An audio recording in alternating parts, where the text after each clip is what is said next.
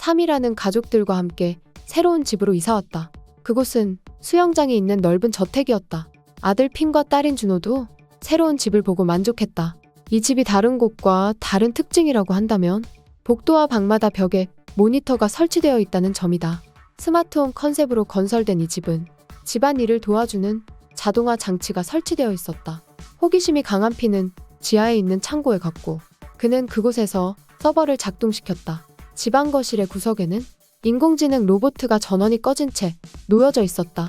핀은 로보트 내부의 선을 새로 연결하고 전원 버튼을 눌렀다. 늦은 밤 로보트는 천천히 움직이기 시작하더니 머리에 있는 모니터 화면에는 한 여자의 모습이 나타났다. 이 로보트의 이름은 카산드라. 준호는 카산드라를 보고 놀라서 비명을 질렀다.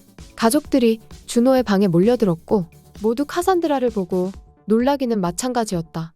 카산드라는 수십 년 전의 인공지능 로봇이라고는 믿기지 않을 정도로 뛰어난 능력을 가지고 있었다.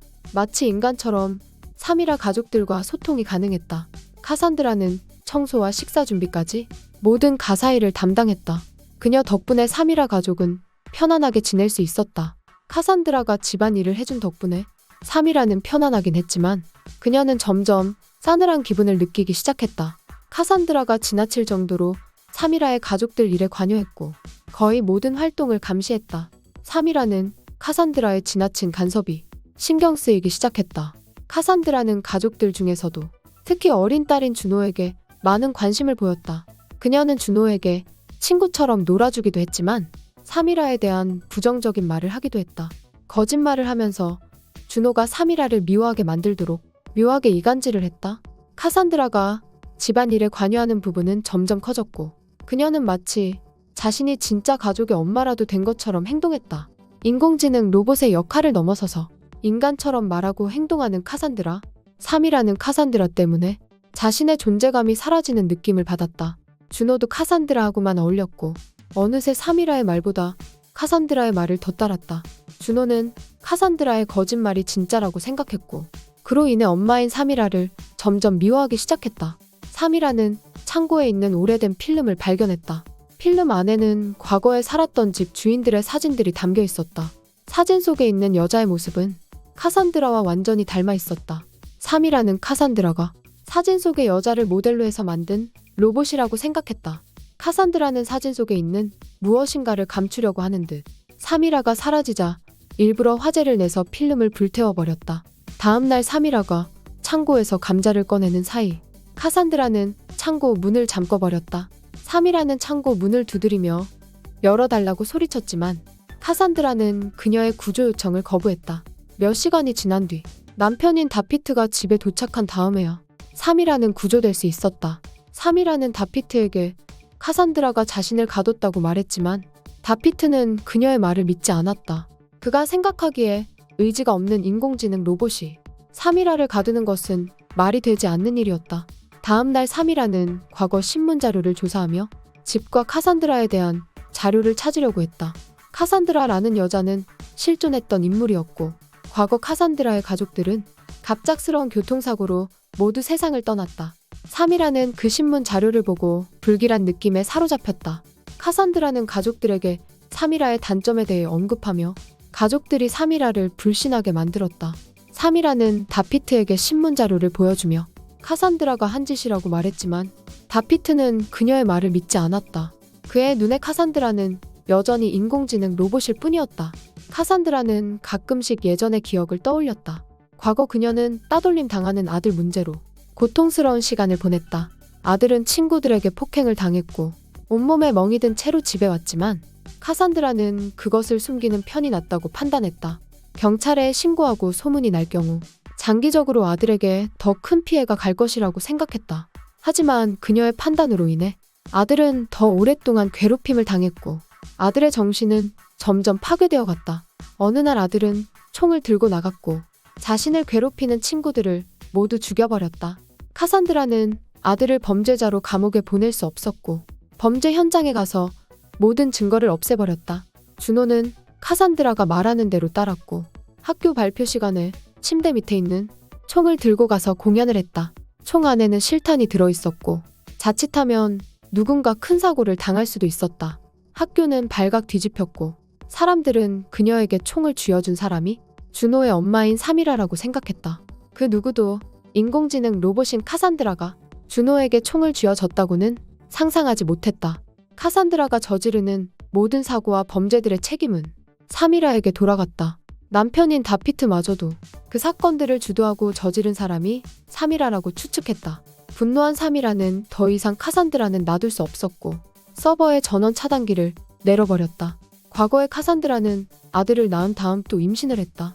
그녀의 남편은 카산드라의 뱃속 아기가 딸인지 아들인지 알 수 있다고 했고 카산드라는 그의 말을 믿고 테스트를 했다. 당시의 테스트 기기는 아직 상용화가 되지 않았고 부작용이 심했다. 테스트 과정에서 방사능에 노출된 카산드라는 극도의 고통을 느꼈다. 사미라는 카산드라의 전원을 차단한 다음 그녀가 완전히 사라졌다고 생각했고 딸의 친구를 집으로 초대해서 행복한 시간을 보냈다. 집에서 술래잡기를 하던 중에 딸의 친구가 오븐 안에 숨었고 그때 갑자기 오븐이 작동했다. 전원이 차단되어서 꺼진 줄 알았던 카산드라는 어쩐 일인지 여전히 살아있었다. 그녀가 강제로 오븐을 작동했고 그로 인해 딸의 친구는 화상을 입었다. 경찰은 사건의 모든 책임이 사미라에게 있다고 판단했다. 결국 사미라는 어쩔 수 없이 정신병원에 보내졌고 가족들과 헤어져야 했다. 집에 남겨진 다피트, 준호, 피는 입원한 사미라를 보고 슬퍼했다. 그때 카산드라가 등장했고 그녀는 자신의 정체를 더 이상 숨기지 않고 모두 드러냈다. 카산드라는 집 전체의 철조망을 가동시켰고 가족들 그 누구도 집을 나갈 수 없었다. 집안의 가스 시스템을 비롯해서 모든 것을 작동할 수 있는 카산드라였기 때문에 가족들은 그녀의 뜻을 거스를 수 없었다. 카산드라가 마음만 먹는다면 가스를 개방하고 폭발시켜서 가족들을 전부 죽일 수도 있었다. 카산드라는 자신이 진짜 엄마라도 된 것처럼 가족들 틈에 끼어서 강제로 자신의 뜻에 따르게 만들었다. 과거 카산드라는 테스트 기기의 부작용으로 인해 몸 전체에 암이 전이되고 말았다. 방사능에 노출된 그녀에게 치료 방법은 없었다. 카산드라는 이대로 죽기에는 너무 억울했다. 그녀는 남편에게 부탁해서 자신을 로봇으로 만들어 달라고 했다. 과학자였던 카산드라의 남편은 위험한 과학적 시도를 그녀에게 했다. 그것은 인간이 죽기 직전의 의식을 데이터화시켜서 그대로 서버에 전송시키는 실험이었다. 그 실험은 성공할지 실패할지 모르는 것이었지만 이미 죽음이 예정된 카산드라에게 다른 선택지는 없었다. 실험은 예정대로 진행되었고 결과는 대성공이었다. 카산드라의 의식은 그대로 로봇의 서버에 들어갔다. 그녀는 예전의 기억을 모두 가지고 있었고 예전처럼 의사소통이 가능했다. 하지만 카산드라의 기쁨은 그렇게 오래가지 못했다. 로봇이 된 그녀가 가족들과 어울리는 데는 한계가 있었다. 카산드라는 남편과 스킨십을 할 수도 없었고 그냥 일상적인 대화만 하고 가사 일을 하는 게 전부였다. 로봇이 된 그녀의 존재는 비밀이었기 때문에 외부의 누군가와 소통하거나 사회생활을 할 수도 없었다. 고립된 채로 살아가는 카산드라와 그녀의 남편은 점점 더 갈등이 심해졌다. 화가 난 남편은 결국 카산드라의 서버 전원을 끊어버렸다. 카산드라가 사라졌다고 확신한 남편은 내연녀를 집안으로 들여와 살았다. 그런데 남편이 모르는 한 가지가 있었다. 카산드라는 죽기 전에 자신의 전원 장치를 하나 더 만들어뒀다. 창고에 서버 전원을 끊다고 해서 그녀의 존재가 사라지는 것이 아니었다. 기계가 된 그녀는 인간성을 점점 잃어갔고 잔인해졌다. 급기야 카산드라는 남편 내연녀의 아기를 죽이려고 했다. 남편은 아이들을 데리고 도망을 쳤고 그 과정에서 남편과 아들을 서로 말다툼을 했다. 자동차 핸들을 꺾던 과정에서 사고가 났고 그로 인해 남편과 아들은 목숨을 잃었다. 과거에 아들을 잃은 충격 때문에 카산드라는 과부하가 걸렸고 전원이 꺼져버렸다. 과거 그녀에게는 또 다른 비밀이 있었다. 방사능 테스트기로 검사하는 바람에 카산드라는 기형아를 낳고 말았다. 남편은 아기를 지우려고 했지만 그녀는 아기를 숨겨서라도 키우려고 했다. 정신병원에 있던 사미라는 가족들과 연락이 되지 않자 불안함을 느꼈다. 그녀는 몰래 병원을 빠져나왔고 가족들이 있는 집으로 갔다. 사미라는 카산드라 몰래 가족들을 구하려고 했지만 집 전체를 CCTV로 감시하고 있는 카산드라의 눈을 피하는 것은 불가능했다. 결국 사미라의 행동은 카산드라에게 걸렸고 카산드라는 그녀를 죽이려고 달려왔다. 사미라는 칼에 찔려 피 흘리면서 도망쳤고 그녀는 2층의 비밀 공간에 들어가게 됐다. 그곳은 과거 카산드라의 딸이 지내던 곳이었다. 과거 기형으로 태어난 카산드라의 딸은 사람들에게 숨겨진 채로 비밀스럽게 자라고 있었다. 하지만 당시의 자동차 사고로 가족들이 모두 죽고 카산드라도 전원이 꺼지는 바람에 딸은 2층 비밀 공간에서 배고픔에 고통스러워하다가 죽음을 맞이했다. 당신에게 딸이 있었어. 당신 딸 이름이 뭐였지? 마르가레테. 왜 그녀를 가둔 거야? 딸에게 무슨 짓을 했냐고. 가둔 게 아니라 보호했어. 세상 사람들한테서. 너는 영혼 없는 기계가 아냐? 너는 원래 좋은 엄마였어. 괴물이 아니라고. 오늘 밤 애들이 엄마를 잃으면 어떻게 되겠어? 과연 당신을 사랑할까? 나라면 절대 용서하지 않을 거야. 당신은 살인자가 되는 거라고. 카산드라는 사미라의 말을 듣고 한동안 생각에 잠겼다. 그녀는 죽은 딸의 모습을 떠올리며 자신이 저지른 행동을 반성하기 시작했다. 카산드라는 죽은 딸을 생각하며 사미라의 모습에 감정이입했고 자신의 행동을 멈추었다. 그녀는 사미라를 놓아줬다.